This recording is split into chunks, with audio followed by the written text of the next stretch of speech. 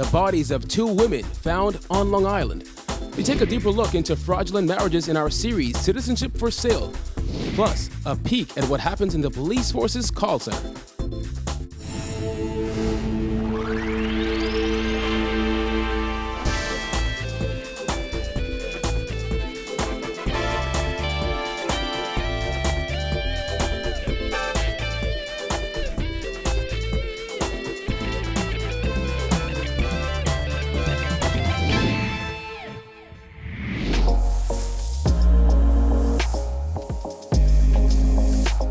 Our News is brought to you by Alive. Welcome to Our News and thanks for joining us. I'm Kyle Joachim. Top news tonight. Police have confirmed that they found the bodies of two women who were buried in shallow graves near a beach on the north side of Salt Pond, Long Island. The discovery was made by locals who were 2 days into a community search for a mother and daughter reported missing.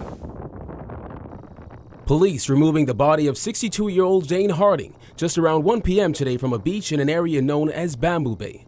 Police said Harding's body was wrapped in a white sheet and it is unclear how she died. At about 10:30 a.m., we arrived in that area where we discovered one clandestine grave. An investigation was carried out on that matter, where we discovered a body of a senior citizen. The discovery followed a 2-day search for Harding and her 34-year-old daughter, Melissa Huey. Huey's employers became concerned early Wednesday morning when she didn't show up for work at Long Island Petroleum, a service station just a few hundred feet from their home. A relative who lives nearby checked the home and found the lights were still on and Harding's walking stick was still there, but there was no sign of the two women. Superintendent Herman Curtis and a team from CDU traveled to the island to assist with the investigation. We are still looking for the other female at this time. We don't have much information on the second female, but we have a lead. But moments later, around 3:30 p.m., police discovered the second body buried in a shallow grave not far from the other. The grim discovery sending shockwaves throughout the quiet community. Long Island has only had a handful of murders over the past few years, including the murder of Eleanor Dean in 2017 and Andrea Carroll in 2014. In other news, Prime Minister Dr. Hubert Minnis will appear on CBS program 60 Minutes this Sunday to discuss the development of Ragged Island as a green city. His appearance on the major network comes as some criticize the pace of recovery on that island. Jared Higgs has more. After Ragged Island was devastated, I made a statement. Let us show the world what can be done. This clip from Minnis's pre-recorded interview with CBS caught many by surprise when it was shared on the Prime Minister's Facebook page. In the upcoming TV special, Minnis insists that Ragged Island can be developed as a green city, despite criticism at home that government has moved too slow to get that plan off the ground. We may be small, but we can set an example to the world. Ragged Island was devastated after Category 5 Hurricane Irma made landfall back in 2017. The sparsely inhabited island had most of its physical infrastructure destroyed, prompting the Prime Minister to describe the island as unlivable. He quickly pivoted, promising that Ragged Island would be developed into a green city, a plan he will outline on primetime American television this Sunday at 7 p.m. on CBS Channel 209. BPL CEO Whitney Hasty will also feature in the show. He's pictured in the show's trailer flying with host Bill Whitaker down to Ragged Island to tour a hurricane-proof solar microgrid currently under construction. An official working on the project says it is a unique design. Unlike other solar designs, it's very low to the ground. So this installation is rated to withstand 180-mile-an-hour wind. With the threat of storms like Hurricane Irma, or worse, deadly Hurricane Dorian, that infrastructure will need to be that strong if it is to survive. Last May, it was also announced that $8 million would be invested in replacing infrastructure such as clinics and a school on that island. However, when Our News visited Ragged Island last October, residents there said they felt forgotten. What I'd like to see, them buildings fixed, all the government structures back up in operation, especially at night. Right. You have no nurse here? No, since the hurricane, we haven't had a night. During our trip mere months ago, we noticed that at the building that housed the administrator's office, as well as the post office, the roof was on the floor. Many other buildings also remain in the same state 2 years after Irma, like the Duncantown All-Age School, whose windows were still busted. Now, with the international community watching, Minnis says Ragged Island is a pilot for what will come on other islands. So it's your goal to make Ragged Island a green island? Absolutely. Absolutely. After which we can expand it. Minnis's plan hasn't come without its critics. Exuma's and Ragged Island MP Chester Cooper has accused government of abandoning Ragged Island. He says while there may have been talk, he has seen little action. Reporting for Our News, I'm Jared Higgs. Opposition leader Philip Davis is demanding a full and frank explanation on why a cruise ship that was denied entry by Jamaica and Cayman Islands over coronavirus fears will be allowed to dock in the Bahamas. Davis also called on the Prime Minister to advise the public of the steps his government has taken to protect the health and wellness of Bahamians should the coronavirus reach Bahamian shores. He added there is absolutely no reason why there has been no proactive advisory beyond the sharing of quarantine information. Health Minister Dr. Dwayne Sand said yesterday he is confident that the country is absolutely capable of handling situations that would arise from coronavirus, adding it's not a question of if, but when the new coronavirus will reach the Bahamas. There are currently 6 people under quarantine in the Bahamas. More than a dozen cases of marriage fraud have been investigated over the past 2 years, landing 15 people before the courts. Director of the Anti-Corruption and Financial Crimes Unit, Superintendent Matthew Edgecombe says police investigations reveal there are major marriage fraud rings. Jasmine Brown has more in the final part of her series, Citizenship for Sale.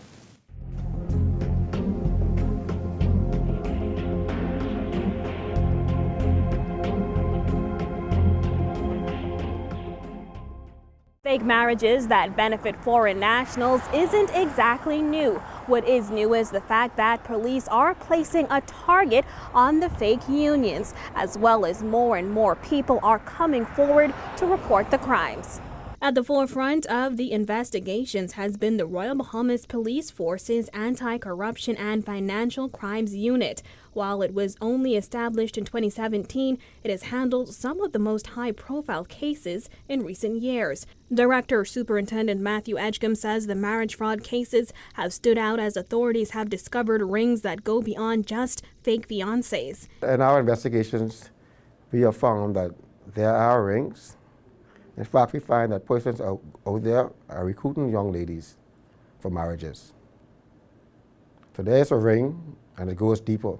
Superintendent Edgecombe says police will pursue suspects where there is any evidence of collusion, even in a government agency. As for how much money is involved in the payoffs, Superintendent Edgecombe says the fake Bahamian fiancés report that they are being paid up to $2,500. According to statistics, in 2018 and 2019, there were 13 marriage fraud matters investigated by police that resulted in 15 people being charged, including 2 justices of the peace. 7 of those matters were placed before the courts and ended with convictions that resulted in fines or custodial sentences. We have seen Jamaicans and Haitian nationals, but recently we've seen a great amount of more Haitian national men getting married to Bahamian ladies. Marriage fraud is not only on the Royal Bahamas Police Force's radar. In January, Immigration Minister Ellsworth Johnson warned that more marriage and identity fraud arrests would be coming as investigators continue a crackdown on immigration to protect the country's sovereignty. The unraveling of a marriage fraud ring last year has also resulted in the recall of officials at the Haitian consulate who were implicated during the investigation into the matter. With the topic gaining more attention, Edgecombe says he hopes more victims will come forward. This is nothing new to the Bahamas, I think this was going on for some time, but everybody just kept it a secret. And once you make the public more aware of it, and family members more aware, they would come forward. When people are married, fake marriages, they are allowed to work here, they're allowed to do business in this country, and they allow sometimes to get permanent residency in this country under fraud. Because it's all a big sham, it's all a big fraud. So it's really hurting the whole community. Reporting for Our News, I'm Jasmine Brown. The official death toll from Hurricane Dorian has climbed from 70 to 74, according to the National Emergency Management Agency, which revealed that one body was found in the mud in Abaco on January 31st, and two bodies were discovered on Powerline Road on February 3rd and 6th.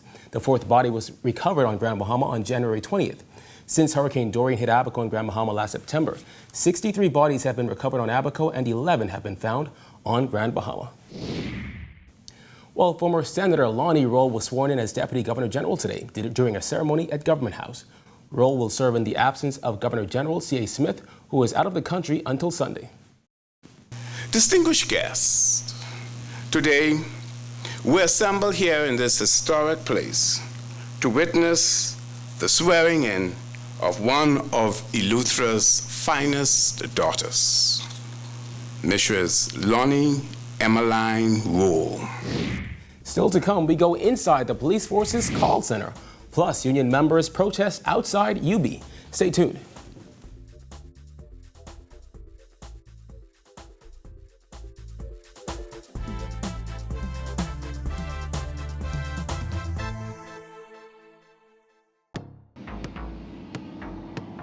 Check.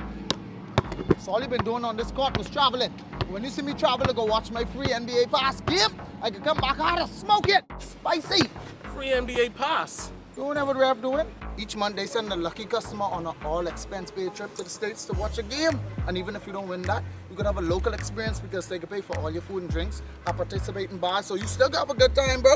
I could get in on that. All you have to do is sign up for Trio and you enter the drawing. That don't lie.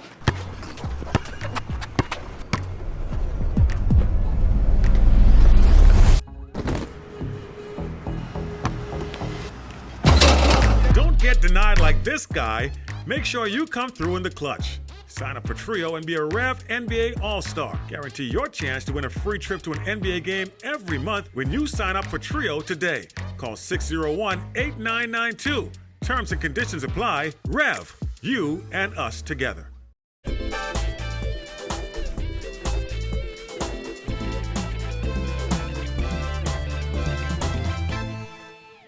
You're watching Our News. Welcome back. With hundreds of emergency calls coming in each day, it's all hands on deck at the police call center, which is a 24-hour operation. Our News got an inside look. When someone dials 919, the call is picked up immediately. We would process it. We would ask pertinent information, and while I'm here, I just want to plug in that we do ask 6 bits of information, so we would want you to be patient with the call taker and provide the information. Bathsheba Ramming heads the EMS side of the call center, where emergency calls are taken requesting ambulance assistance. The dispatchers are also trained to give assistance like CPR instructions if needed. And while the wait time for an ambulance is always a concern, Ramming explained that some situations take priority. So if you call for an ambulance for your relative that may just be feeling ill, maybe weak, vomiting, and we have several emergencies with persons in traffic accidents, in altercations, cardiac arrest, well, obviously they will be taken care of first. On the other side of the room sits the police arm of the call center, where the crime calls are handled. We have some of the latest technology. Recently, we upgraded with short spotter technology. We have an E919 system, and all those things make our job a bit easier. With multiple computer and TV screens in front of them, the 8-hour shift never slows down for those employees in dispatch. Duty Officer Superintendent Jeffrey Ferguson says in this room, technology goes a long way. This is our short spotter screen. Whenever there's a short discharge in the community, it's registered on the screen. We're able to pinpoint exactly where the short was coming from, and we're able to dispatch you. Before calls even get to the call center, the communications branch of the Royal Bahamas Police Force has a system in place that works even when basic communication providers don't. We have the entire Bahamas connected in this one room. In here? In here, island to island. All the government interagencies as well. That's inclusive of the Defense Force and the prison, and even the hospitals, ambulance, and the works. They are connected right here via radio and 911. Every 911 call that comes through the telco, it ends here. ASP William Knowles, the officer in charge of the communications branch, says if you were to look at the police force as a computer system, This department would be the motherboard. The command center we work in conjunction with the command center in that once the command center is up and running, this department is responsible for providing that technical assistance to command center and ensuring the radios are up and running. We have the CCTV footage connected and their shot spotter running. All the technical assistance that they need, this department will provide for the command center. Members of the Bahamas Public Service Union gathered outside the University of the Bahamas today. Bethany McDermott tells us why. According to Union President Kimsley Ferguson, UB is introducing new positions to the university and making members, including the union shop steward Tyrone Coakley, redundant. This despite a clear policy in the Industrial Agreement and the Employment Act, which he says clearly states how redundancies should be addressed. According to Ferguson, the Industrial Agreement states that the union should be consulted 30 days prior to any change in conditions of employment relating to staff. However, he says this didn't happen. Ferguson said the union will not stand by and do nothing. So today, we have a gentleman here of some 42 years in this institution that has stood on the front line to represent almost every individual that stands behind us. And we are not going to stand idly by while they try to target him because he's doing such a tremendous job. And so today, we stand in solidarity, and we will meet, and we will demonstrate, and we will meet with management to advise them of what the industrial agreement says and how particular things should be governed. Ferguson is calling on the university to honor the industrial agreement. The only time the university uses the industrial agreement is when it is to their advantage. And that is totally contrary. And so we're expecting that the university would revisit what they have recommended or suggested and clearly get an understanding of what the agreement says and what the Employment Act that governs employment in this country says. Union of Tertiary Education Bahamas President Daniel Thompson stood in solidarity with the BPSU today and expressed his disappointment in labor relations at UB. That the university, while engaged in an active negotiation process, will turn around and attempt to take punitive action against the very person with whom they are negotiating. This is totally against good labor relationship. And UTEP encourages the senior administration at the university to rethink their approach. Now union officials are calling on government to intervene in this matter in hopes of reaching an amicable resolution. Reporting for Our News, I'm Bethany McDermott. Our thanks, Bethany. Still to come, QC students venture outside the school's gates for a good cause. Stay tuned.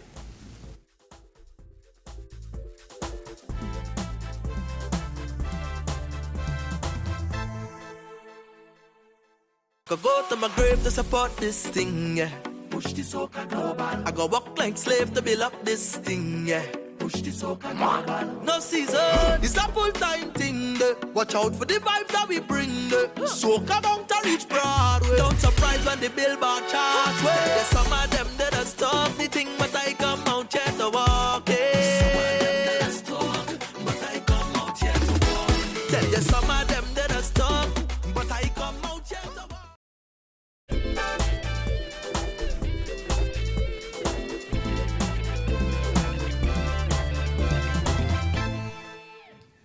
The Bahamas Department of Correctional Services is taking some of its services into the 21st century by going digital. Permanent Secretary in the Ministry of National Security, Eugene Poitier, made the announcement during the opening ceremony for a Citizen Security and Justice Program seminar. The whole network of structures and processes through which the Bahamas Department of Corrections proposes to manage the entire population of the prison. So we're basically going to digitize the prison operations and provide an assessment tool for inmates.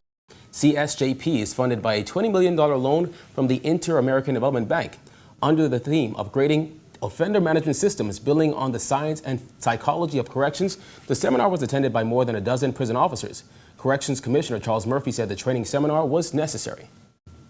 The psychology upgrading offender management system tells us that people and processes work together.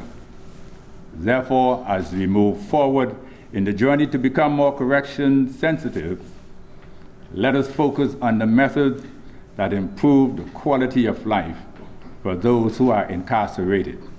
Queens College students ventured outside the gates of the school's Village Road campus today for the annual walkathon. Proceeds from the fundraiser are used for campus improvements. Principal Henry Knowles says it also helps to foster school spirit. The entire campus shuts down. Our administration, our teachers, faculty, support staff, custodial staff, everyone gets together as a school. Students and faculty started on Village Road, then walked down Shirley Street, across the Paradise Island Bridge, and back to the school. Knowles says the walkathon has a multifaceted approach. It's a fundraiser for the school, but also it's a way of keeping the school together as a family, as a community, and being a leadership school, a 7 Habits school. The 7th habit is sharpening the sword, taking care of yourself. And so with that, we're also supporting healthy living, healthy lifestyle, being active, getting out from behind the books, and really taking care of yourself.